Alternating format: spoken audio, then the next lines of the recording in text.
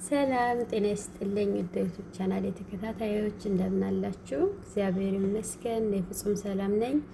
የእናንተም ሰላም በያላችሁበት ይብዛልኝ እያልኩኝ ዛሬ ያጠር ያለ ቪዲዮ ይዤ መጥቻለሁ።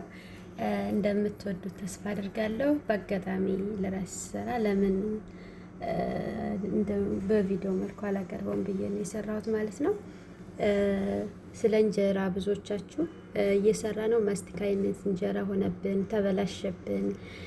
ብዙዎቻችሁ ደግሞ አማረልን፣ ቆንጆ እንጀራ ጋገርን እያላችሁ አስተያየት ስለምትሰጡኝ ለዛ የሚሆን ምላሽ ነው ይዤ የመጣሁት ማለት ነው። አንደኛ እኔ የምጋግረው እንጀራ በማይመች ቦታ ሆናችሁ እንጀራ ለሚናፍቃችሁ መስራት እንድትችሉ፣ ያው በሚመች ቦታ ሆናችሁ ደግሞ ጤፍ አግኝታችሁ ጋግራችሁ መጠቀም የምትችሉ ያው ለእናንተ ጥያቄ የለኝም።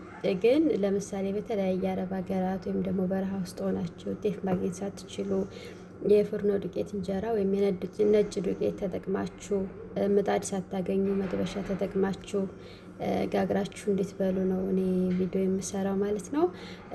የመጀመሪያ ስራዬ ዱቄት ማመስ ነው የሚሆነው። እንደዚህ ማለት ነው። ዱቄቱን ከ20 እስከ 30 ደቂቃ ነው የማምሰው። የእርሾ የምንድን ነው ሌሊት እርሾ ከሌላችሁ የዳቦ እርሾና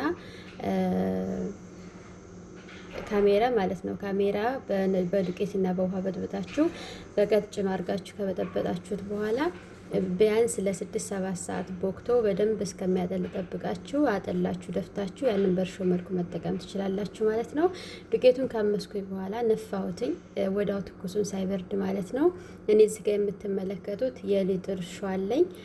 ያጠለለውን እንግዲህ ወስጄ ደፋዋለሁኝ። ከደፋሁትኝ በኋላ በማሽን ያቦካሁት አነስ ያለ እንጀራ ስለጋገርኩኝ በእጅ ማብካት እችላለሁኝ። እና መፍጫው ውስጥ እርሾውን አደረኩኝ። እንዲሁ ደግሞ ትንሽ ለብ ባለ ውሃ እርሾ የተቀመጠበትን እቃ እና እንደዚህ አድርጌ እርሾውን በጠብጠዋለሁኝ የማቦካበት ማሽን ውስጥ አድርጌ ማለት ነው። እርሾውን ከበጠበጥኩ በኋላ እና ጨው ጨምሬ እርሾውን በጠብጠዋለሁ። ይቅርታ እዚህ ጋር ትንሽ ቪዲዮ ተቋርጦብኛል። ኤዲት ማድረግ አልቻልኩኝም በአጋጣሚ ማለት ነው። እርሾአችንን ዱቄታችንን ከበጠበጥን በኋላ እንግዲህ ቀጣይ እየነፋነውን ዱቄት እየጨመርን በእንትናችን እናቦካዋለን ማለት ነው። በምናቦካበት ማሽን ወይም ደግሞ በእጃችን እዚህ በዚህ መልኩ ቪዲዮ ሲመለስ እርሾውን እና ጨውን ነው የበጠበጥኩትኝ። እንግዲህ ያው በደንብ እና በጥሩ አድርጋችሁ ለመስራት እቺን የ13 ደቂቃ ቪዲዮ ብትመለከቷት በእርግጠኝነት በደንብ ትሰሩታላችሁ፣ አያቅታችሁም ማለት ነው። በእጅ ማብካት ይቻላል እንደነገርኳችሁ። እኔ አነስ ያለ ስለሰራሁኝ ነው። ከዛ የነፋሁትን ዱቄት ነው አምጥቼ የጨመርኩት በዚህ መልኩ።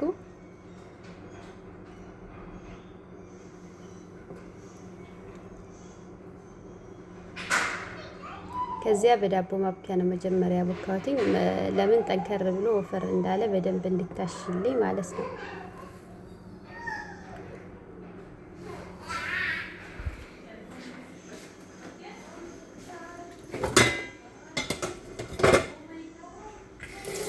እንግዲህ ውሃ ጠብ እያደረኩኝ እንደዚህ በዚህ መልኩ በደንብ አስዋለሁ። መጀመሪያ እንትን ሳቦካ ልጡን ሳቦካ በእጃችንም ቀልጠፍ አድርገን ብናሸው ያው ለውጥ የለውም። ድካም ለመቀነስ አልፎ አልፎ ይረዳናል። መታሸት በደንብ ይፈልጋል። የምጠቀመው ውሃ የሞቀም አይደለ የቀዘቀዘ ኖርማል የቧንቧ ውሃ ነው የምጠቀመው። ለምን ዱቄቱ ስለታመሰና ትኩስ ስለሆነ።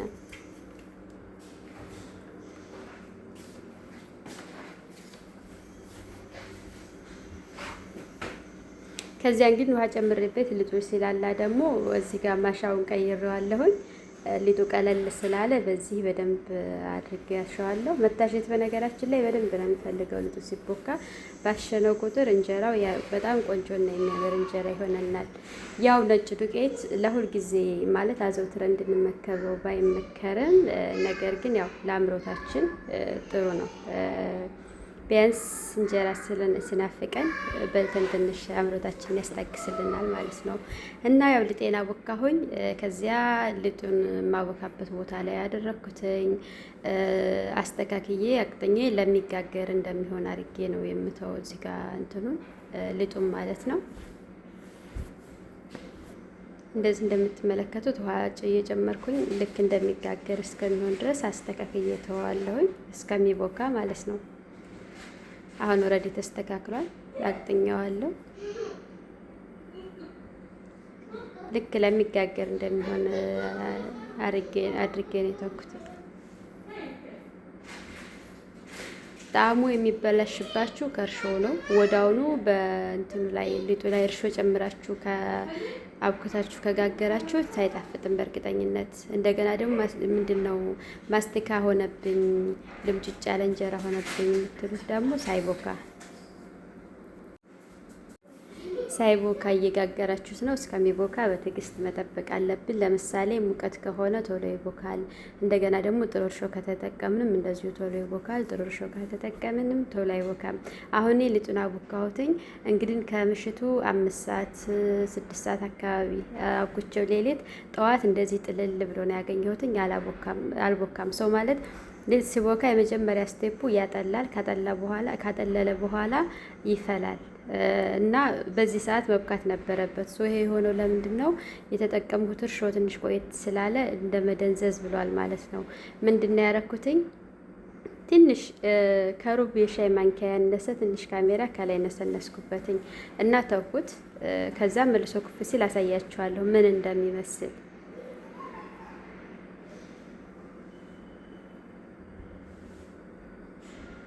እኔ አሁን እዚህ ላይ ያጠለለው ላይ ነው ትንሽ በጣም ትንሽ የተጠቀምኩትኝ።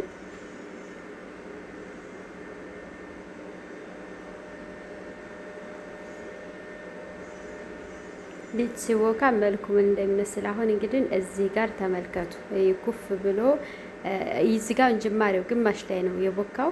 ኦልሬዲ የእንትኑ ያጠለለው ፈልቶ ያጠለለው ኦልሬዲ ወደ መፍላት ሄደ ማለት ነው። ያ ማለት ምንድነው? እየቦካ ነው ያለው፣ መብካት ጀምሯል ማለት ነው። አሁን ከላይ አረፋ ሲያወጣ እንደዚህ እስከሚሆን የግድ መጠበቅ አለባችሁ።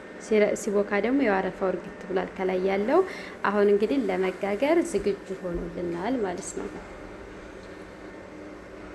እና በማይመች ቦታ ሆናችሁ እንደነገርኳችሁ እንጀራ ጋግራችሁ መብላት ለምትፈልጉ ነው የኔ ቪዲዮ፣ ተጠቀሙበትኝ።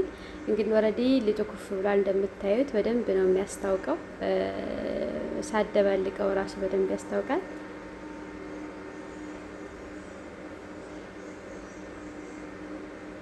ቀጣይ እንግዲህ እኔ ለመጋገር የተጠቀምኩት እንደምትመለከቱት የቂጣ መጋገሪያ ወይም ደግሞ መጥበሻ በሉት፣ የቂጣ መጋገሪያ ነው። ምንድነው ያደረኩትኝ? የተፈጨ ጨው አደረኩበትኝ። ከዛ የወይራ ዘይት በምን አሰስኩትኝ? በሶፍት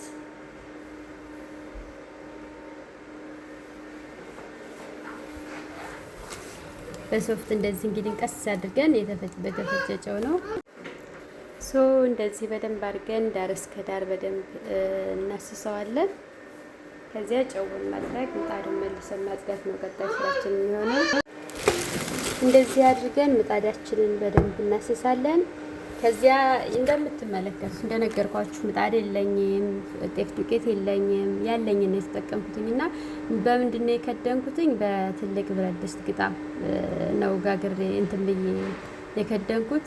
እንደምታዩት እንጀራውን ያወጣሁበት ደግሞ ምንድን ነው ካርቶን ቀድጄ ነው ማለት ነው፣ በመቀስ ክብ ቅርጽ አውጥቼ እና ይሄን ቪዲዮ የሰራሁበት ዋና ዓላማዬ እንደኔ እንደነገርኳችሁ በማይመች ቦታ ሆናችሁ እንጀራ ለሚያምራችሁ መስራት እንድትችሉ ነው ማለት ነው። ይሄ የሚጋግርበት ደግሞ የአረብ ሀገር ይገኛል። ብዙ ጊዜ ለጌማት መስሪያ እያሉ የሚሸጥ ነው፣ ግን እኔ ለጌማት አልሰራልኝም። ለእንጀራ ግን በጣም አሪፍ ነው፣ ወድጀዋለሁ ማለት ነው።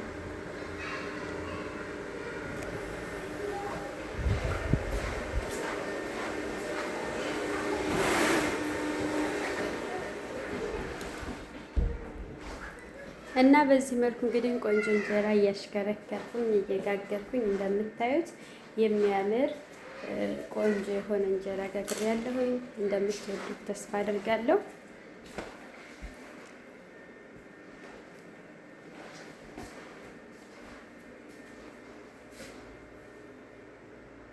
እንግዲህ እንደምትመለከቱት በመልክ ደረጃ ያው ከጤፍ እንጀራ ይተናነሳል ብዬ እኔ በፍጹም ማሰብ ራሱ አልችልም።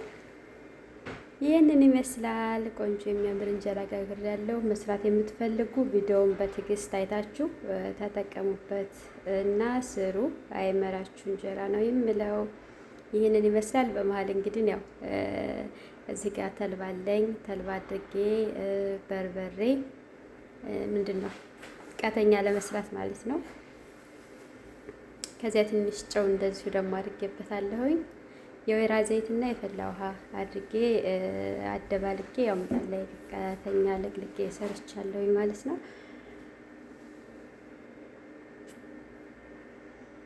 ያው ወረድ ያደግንበት ምግብ ስለሆነ አይናፍቀንም ማለት በፍጹም አይቻልም። በጣም ነው የሚናፍቀን፣ እንወደዋለን። ልንጠላውም ልንተውም ደግሞ እንችላለን ብዬ አላስብም። እኔ በግሌ እንደ እንጀራ የሚመች ምግብ የለም እና ደግሞ የተገዛ እንጀራ ከመብላት በራስ እጅ ሰርቶ መብላት በጣም የተሻለ ነው። የተገዛው እንጀራ ወረድ ጨጓራ ላይ ራሱ አይፈጭም። በጣም ነው የሚከብደው ማለት ነው። እና ያው ሁልጊዜ አዘውትረን እንድንመገበው ባይመከርም፣ ነገር ግን በዓል ሲሆን እንዲሁም ደግሞ ምንድነው ሲያምረን በዚህ መልኩ አዘጋጅተን መጠቀም እንችላለን። ይሄንን ይመስላል እንግዲህ ተጋበዙልኝ፣ ሰርታችሁ ሞክሩት። እኔ በግሌ በጣም ወድጄዋለሁኝ። አመሰግናለሁኝ። ሰብስክራይብ እያደረጋችሁ ቀጣይ ደግሞ እግዚአብሔር ከፈቀደ በሌላ ቪዲዮዎች እንገናኛለን። ዛሬ ይሄንን ይመስላል።